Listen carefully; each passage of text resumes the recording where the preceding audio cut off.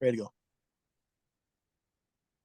Hello, everyone. Welcome back to this series. Had a really good time so far, and it's great being able to bring a lot of really talented guests to you and answer your questions just that you've got around baseball. I'm super excited about today's session, someone that I admire and pleasure to call a friend. But if there was a Hall of Fame for scouting in Australia, which I think there should be, Howie Norsetter, our guest, I'll introduce him a second. He would be in there. So he signed more players than anyone else I know. I won't take too much away from. I get him to explain his story pretty much, but he signed over 100 international players, which in the international market, if you think there's only a couple of Australians a year who sign professionally, he's known all over the world, renowned.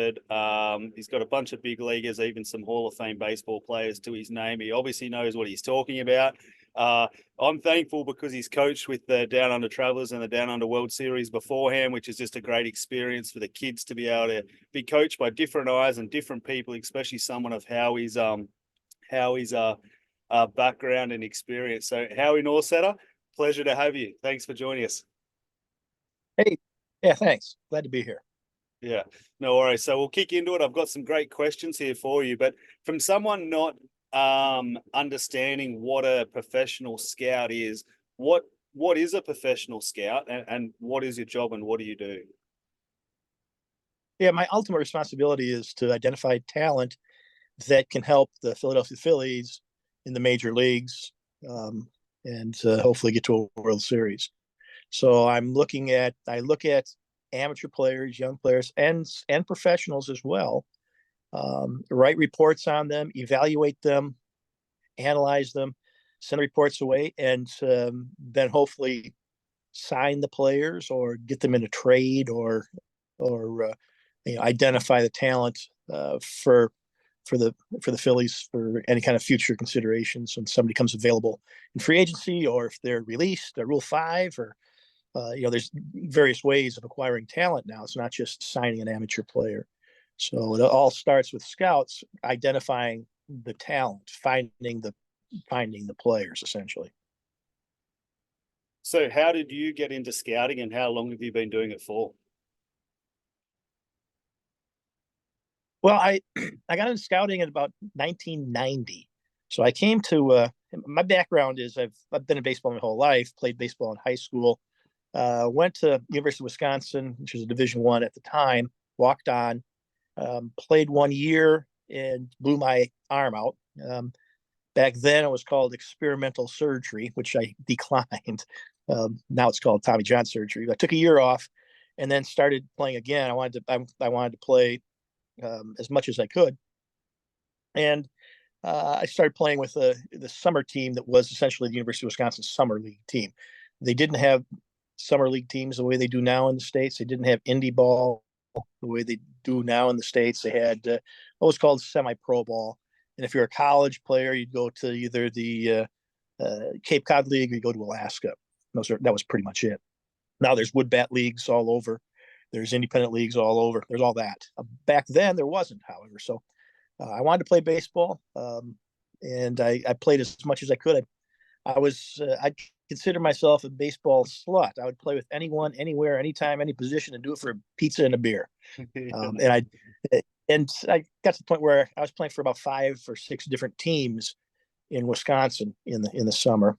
That kind of opened up the opportunity to play in Australia in the winter. Wisconsin, and to get away from Wisconsin winter, that's do anything for that. So I came down to Australia to play in 1984. Played with Fitzroy Lions. This is back when in the 80s, Division II baseball was very strong in Victoria. You had to win Division II to get up to Division I, and a lot of the teams would bring out imports to help their chances to advance into Division I. In fact, one year Newport won Division II, and the next year they were in the championship game of Division I. So they were in the finals of Division II, won it. And the next year in Division I, they were in the finals. So that tells you, with the same team, with exactly the same team.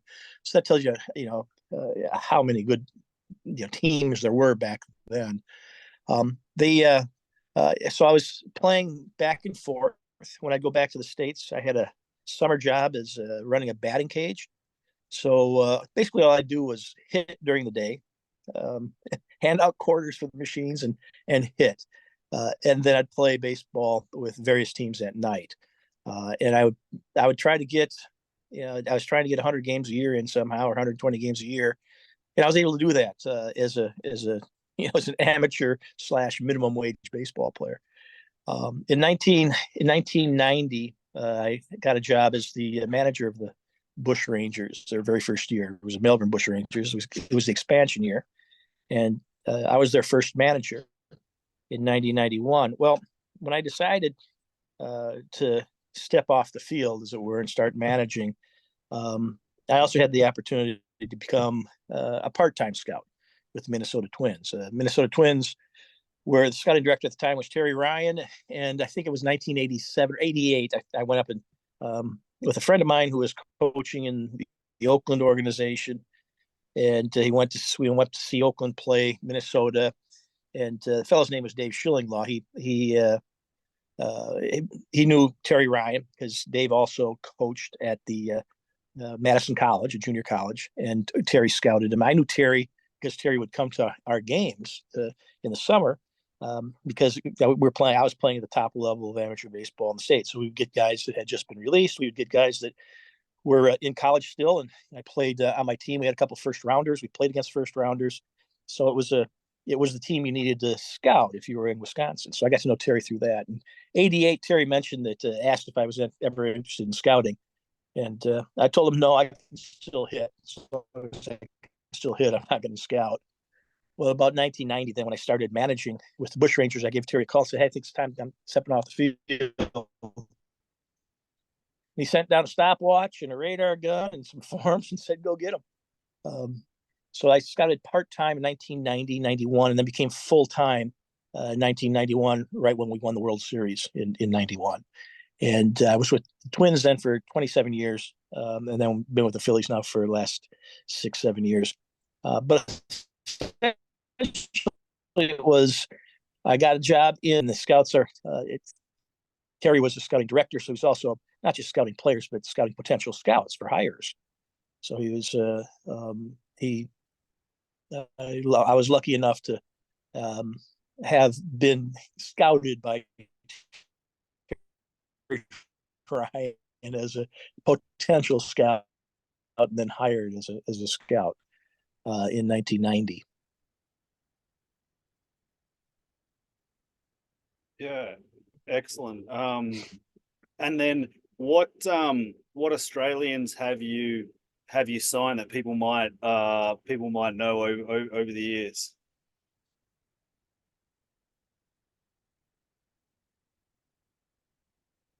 Well, I've signed 55 players out of Australia, and a lot of big leaguers out of Australia. Grant Balfour was an all-star. Was probably one of the first. With the Balfour rage, he was a bit of a media superstar in the States, and he was the first. I think he might have been one of the first players that made it to the major leagues. But Brad Thomas and Michael Nakamura, I think I signed all three of those guys around the same time, and all three of them got to the major leagues. Liam Hendriks, everybody would know Liam. Amazing story.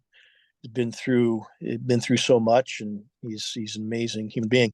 On top of being a great pitcher, but I think he's 3-time All-Star. I scouted him as well. Those are probably the two most achieved players that I've signed. Originally signed Peter Moylan, who I think he led the league in appearances a couple years, not with the team that he signed with originally, the Twins. And everybody knows the Peter Moylan story. Went back and signed with Atlanta and got to the major leagues and had a hell of a career. I would have cited, and those are probably the main pitchers that you would know. There were some pitchers that should have had tremendous careers, but got knocked down because of injuries, and that happens quite a bit. I mean, that's one of the difficulties of trying to get to the major leagues. Everybody has to deal with injuries, and somebody like Lewis Thorpe had tremendous potential. Had the injury. Lachlan Wells, who now is with the Phillies in AA, he's still going. He had tremendous potential, and now it looks like he has a chance to continue in the career. I'm sure I'm missing a whole bunch of guys, but Michael Nakamura was an all-star in Japan. In fact, with the Hokkaido with his team, was named the closer of the century. So he won a championship in Japan. He set a record for saves in Japan. He had just a wonderful career in Japan as well. Yeah, a lot of people not only owe you, I guess, for their career or getting them in the doorstep at professional baseball, but even some of those guys who still have careers and jobs in baseball to this day. That they could all credit back to you, I guess, evaluating them as well. So in our last series, I know you've been traveling back from the States, but I'm not sure if you listened to it, but we had Luke Hughes on where we asked him some questions about professional baseball. I know you signed, Luke. Do you remember, I know it's going back some years now, what you saw about Luke or his story when you came across him? Yeah, it's interesting. I have a tremendous memory for the players that I've scouted, and sometimes I forget their names, especially if they sign with somebody else, but as soon as I see them throw a ball or take a swing, I remember who they are. But Luke, I remember him very well. I think he might've been 19 when he signed with us. He was up at the academy when we did eventually sign him, but I scouted him through the junior ranks. And then I think the thing that kind of sold me on Luke was one series that he was playing with Perth. He was playing second base with Perth against the Melbourne Aces. And it's more about the actions, the way that he handled himself. It wasn't it wasn't any one thing. It was a calm. It was the belief that he'd give himself every opportunity to advance and have a great career, which he did. So it's not always just one thing. With Aaron Whitefield, he could fly. He could, but beyond that, he played center field like like a Labrador Retriever waiting for the next ball, and he was gonna catch it no matter what. He had that kind of focus and enthusiasm, I think, and you'd be surprised. A lot of times, it's not just one thing. It's not the great tool. At least for me, I believe for on the offensive side, for hitters, you have to have strength, the ability to gain strength, but you have to have the work habits in order to get better.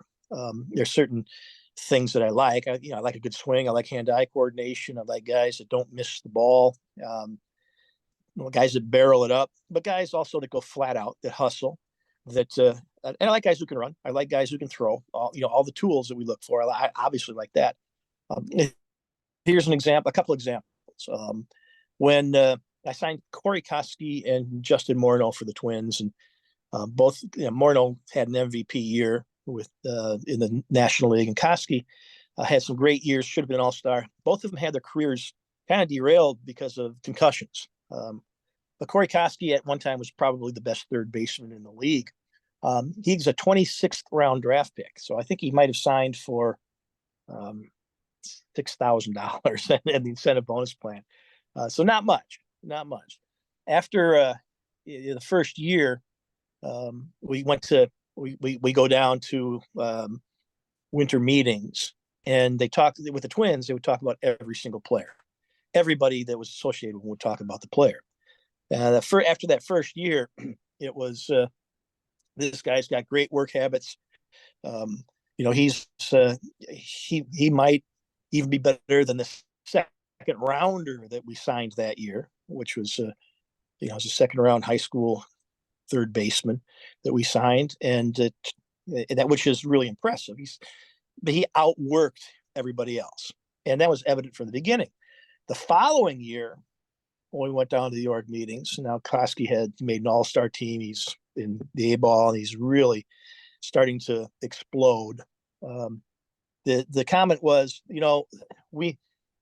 we need to move Todd Walker someplace else so Corey Koski can play third base. Well, Corey was a 26th round draft pick. Chad Roper, the guy that originally was ahead of him, as a third base coach, as a third baseman the year before. He passed him that year. Then the next year, he passed Todd Walker, who was our first round draft pick. And we moved Todd Walker to second base so that Corey could come up at third base, which he did. But it was strictly because of how much work he was capable of doing.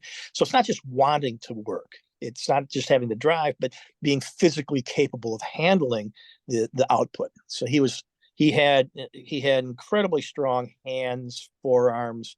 He had a strong body. He grew up on a farm. He was used to hard work, but he enjoyed hard working.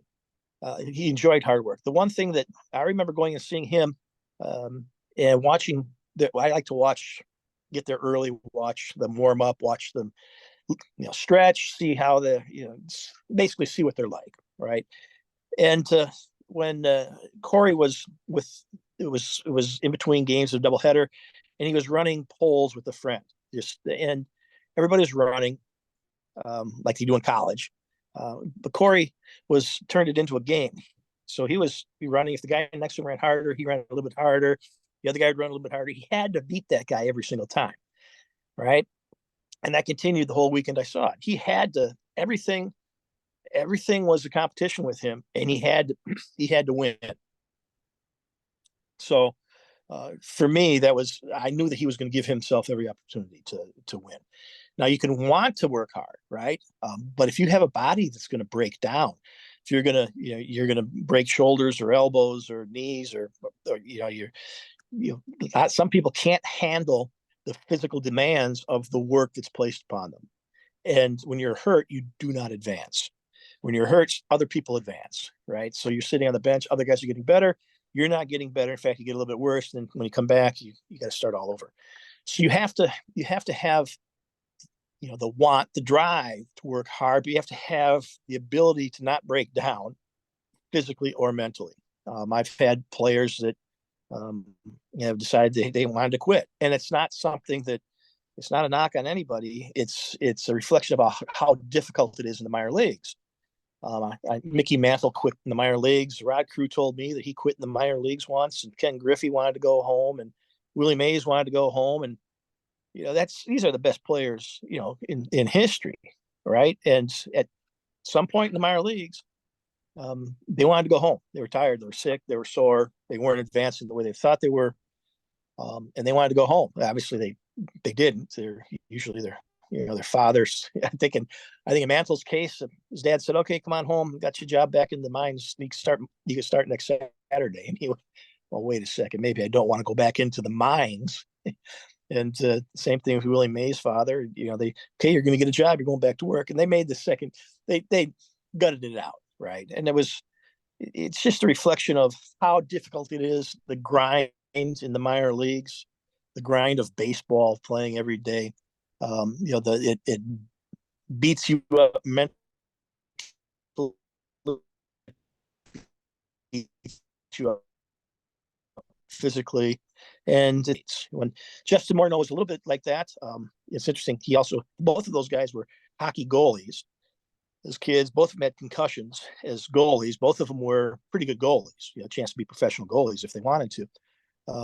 And then they had to make the choice of being a professional goalie or being a professional baseball player. And they chose baseball. Justin Morneau had the same kind of attitude toward work.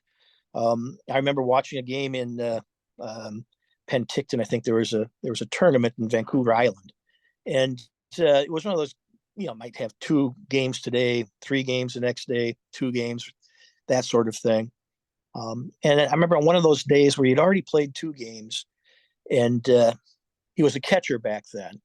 So he had been through the batting practice. I think they even had a home run derby that day, and he was sticking around. He put the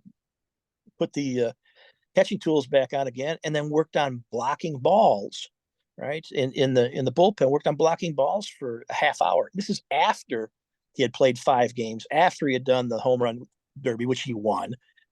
He was back working, but working with essentially working with a smile on his face. He loved it. He loved it. They had, he got to A ball, There was and there was we had a hitting coach, Jimmy Dwyer, is a great hitting coach, but he would mess up with people. He would leave. They'd go into a slump. They called him Dr. Death because he would destroy people's confidence. I asked Justin, how do you handle it when Slice comes to town? He said, "Oh, I just wait for him to leave."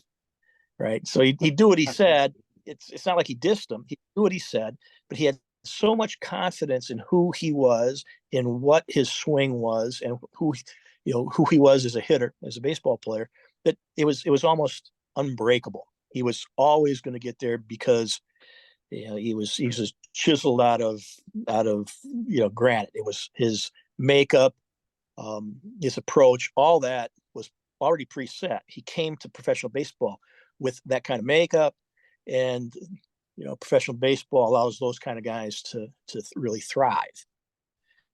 And and he did fantastic. When I went into scout David Ortiz, at the time it was David Arias, but we had a trade with the Seattle Mariners, and we got David Hollins, and they gave us a list of 5 players off an A-ball team. They basically was going to pick the player that is the player to be named later in this trade.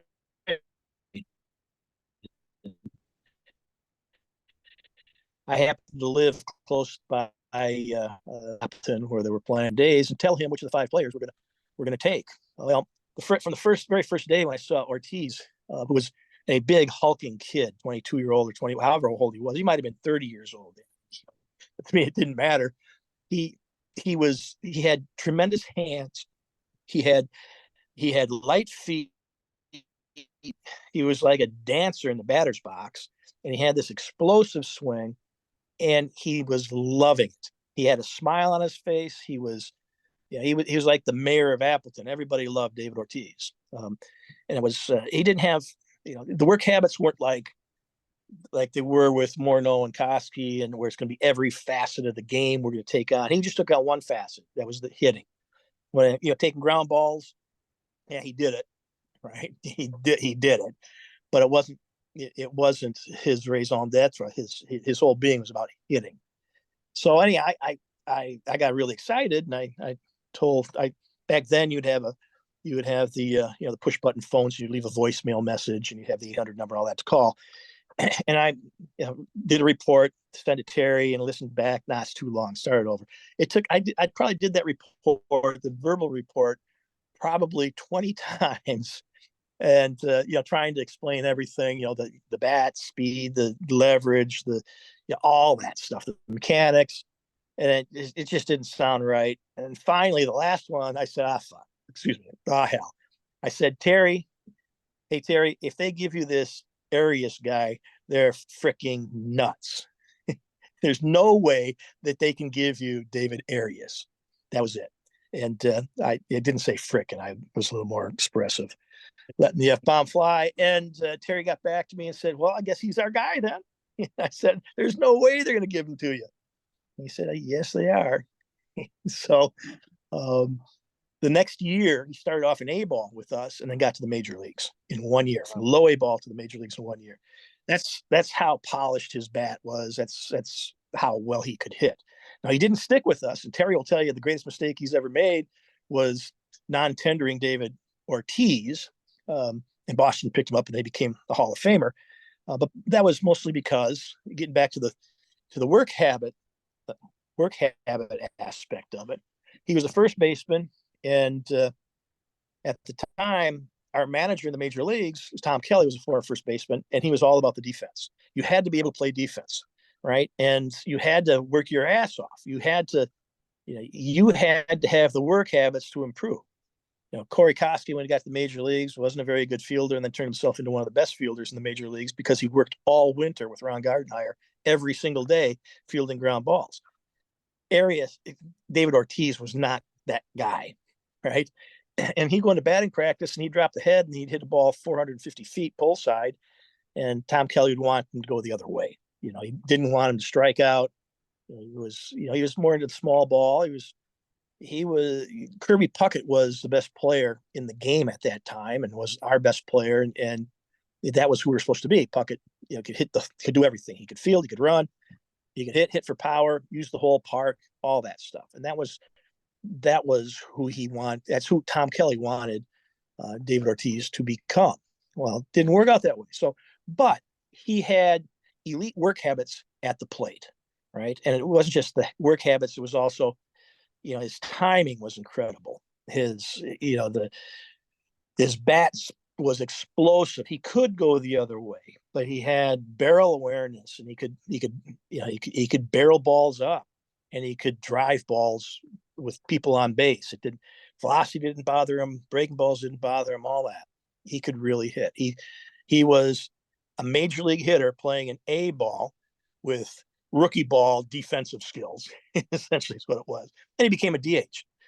So, when you it's a long way to express something that is fundamental. You have to have work habits, but you also have to have the mind that can handle injury, can handle failure. You have to have a drive to get good, to be great, to be better, and you have to have a body that doesn't break down physically. And it's not, and a lot of times it's not in your hands. A lot of times it's freak accidents happen. Nico Pacagrego right now is an A ball, and he has a lot of those traits. He has a lot of those traits that I've talked about in those other guys. His first injury, he tore a UCL where a guy slid into him in high school. He's standing on the side of the playground, and they were playing soccer, and somebody slid into him from behind on a takeout slide and blew out his knee. It freaks, just it just a 1 in a million thing, right? 2 years later, last year, after he had a great first year, he's back playing with Adelaide. He went up and jumped for a ball in between innings on a throw down to second base and landed on the side of the base and blew his other knee out. So he had both, he had knee recos on both knees, and he's 19 years old. But the one thing that you can't, how do you prepare for that? You can't, right? But he has the makeup that if anybody can survive this and turn it into something, it's him, right? He's like those other guys. He finds ways to get better. He has the drive to get better. He has the work habits to get better. He's focused. He has a plan. These other things then just become annoyances along the way. And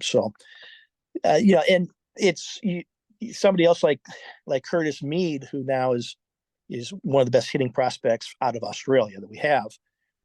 He has those work habits, and he hasn't broken down. He stayed healthy for the most part. He had some arm issues that they had to shut it down a little bit and prevented him from playing shortstop, but he's still able to work through all that. He had that kind of drive. He had that desire, but he also had that kind of drive. And I've kind of, that comes from the very first players that I signed out of Australia. It was Darren Fidge. He had that kind of drive. He could outwork anybody, he could outrun anybody. Still, I think to this day, he's 50 years old, wherever he is. Turns 50 this year, and he's still playing ball. He's in incredible shape. He tore a labrum one year and never really got back from that. So you got to stay healthy. You got to have the work habits. You got to have the drive. You got to have the luck. It's a whole bunch of stuff. Liam Hendriks has had injuries and health issues. He's had to battle along the way. I think Grant Balfour might have had 2 Tommy Johns and a labrum or something like that. He had some major surgeries. He got through it and worked his way through it. But the fundamental thing is they have the drive, they have the want to get better, they have the ability to work. I don't know. I haven't signed too many guys that have gotten anywhere that did not have those characteristics, and those characteristics in spades. It's if you know Michael Nakamura, if you know Brad Thomas, if you know Grant Balfour, if you know Luke Hughes, if you know any of those guys, you know how intense they are, how hard they work. And even the guys that never got there, the Alan D. San Miguel's, and the Brett Tamburinos, the guys that had injuries or along the way, they had that intense drive to get better, right? And if you stay healthy, get some luck, you're going to get there, and you're going to be a heck of a ball player. Yeah, absolutely. Some absolutely great advice on that there. Just mindful of time. We only got a few minutes left, but I just got a couple more questions here that might punch through pretty quickly as well. What's Oh, some of the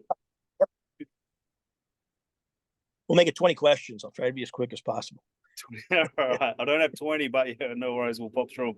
What's some of the biggest change you've seen in the Yep. in your career?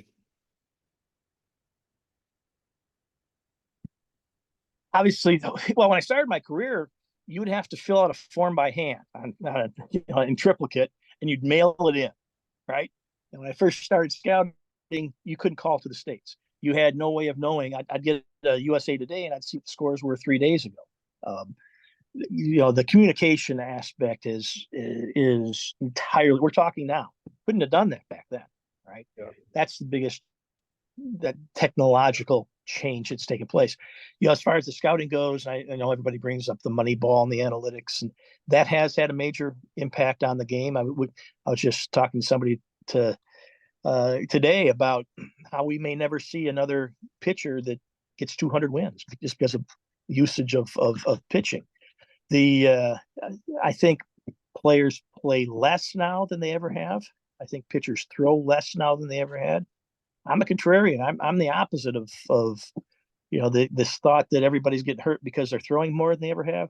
No, if throwing a lot, if not throwing was beneficial, we would never have an Australian arm injury because every Australian for the last 35 years has been protected by pitch counts at every level.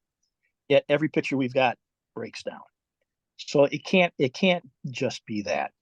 I believe that those, going back to the 70s and 80s, into the 90s, pitchers in Australia used to throw 9 innings, and they would throw all day every day because they threw all day every day. They were capable of throwing all day every day, so they were essentially prepared for a lot of work. You get somebody that's not prepared, that's underdeveloped, and you put a lot of work on them, they're going to break. And that's I think that's the biggest difference, for me. Um, guys are I don't think the players are as well prepared when they get to major leagues.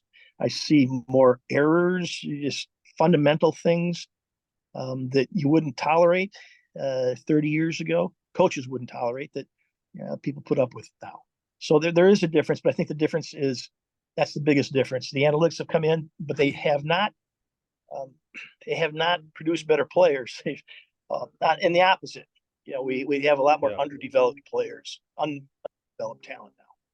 Yeah, no worries. I guess just rolling off that as well, how has analytics changed or help your role, being that state coaches are collecting more, seems like they're collecting more data these days than what they were. Does that help you in your role as a scout? I don't get all that data, so I'm not sure. I know they collect it. I don't know where it goes. I have my own data going back to 1990. I've always used data. I've always used analytics. I think the data sometimes is evidence of things not seen. If you've got, I know a couple of times I'd scratch my head. Why is this guy so successful? I don't see it. And then I'd make an adjustment based off of the way I saw that person have success. But we've always used analytics, so that's a bit of a misnomer. We use data, we use radar guns, we use stopwatches, we use whatever we could get. There's a lot more stuff available to us now with Hawkeye and TrackMan, and but that's not available at the lowest level. And even if it is available at the lowest level, a lot of the data that's produced on 15, 16, 17-year-olds, especially out of Australia, is pretty much useless. If you saw that, you would never sign that person. So, because they can't compete. There's guys over in the States with much better stuff. There's fewer guys throwing 90 miles an hour now out of Australia than ever before. We can go back to some of those tournaments where every team had 3 guys that were 90 to 92. Now one guy, 2 guys over the course of legitimate 90 92. You just don't see that anymore, right? You don't see guys with good breaking balls. You don't see guys that can throw strikes. That's the shocking thing. With all the data and all the programs we've got, we are throwing less strikes than ever before. and hitters are striking out more than ever before.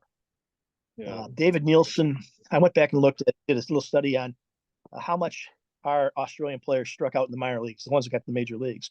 And David Nielsen was the best hitter by far of anybody that's ever come out of Australia, struck out less than everybody else at the major league level. I mean, it was 13, 15% major league level. The second best was Craig Shipley, right? And in fact, most of the the major league hitters who got to the major leagues, in the minor leagues, they struck out less than 20%. Now we have maybe one or two players that strike out less than 20%, and most of them are striking out more than 30%. And you can't get to the major leagues if you're just a normal dude. You're not a first rounder with $7 million up your butt. Yeah. You're not going to get to the major league striking out 30-35% of the time. It's just not going to happen. And that's what I'm seeing. Yeah, no worries. Just got two minutes left as well. So I'm an ex-player. I've heard a lot about this 80% training rates that the up-and-comers have to play now. Do you think this will affect their careers when you're looking at players to play full 162 game seasons? 100%. Yeah, absolutely does. In the 1920s, the Pacific Coast League in the United States had a regular season schedule of 220 games. Over 200 games in the regular season. Joe DiMaggio played 187 games in the Pacific Coast League in 1954 or 1934, whatever it was. People are playing less games now than ever before. The one thing that we've got down here is weather to allow us to play all year round. And we're starting to get facilities where you can actually play under lights all year round, yet we are playing less than Canadian kids. We're playing fewer games than Canadian kids. We're playing way fewer games than all the Taiwanese kids, all the Korean kids, all the Japanese kids. You can't. So, when you're limiting stuff to just training, and my understanding is you have to do 80% of whatever the academy coaches are telling you to do, you're not going to play as many games. But here's the other part too. Okay, how do you know your coaches are that good? How do you know?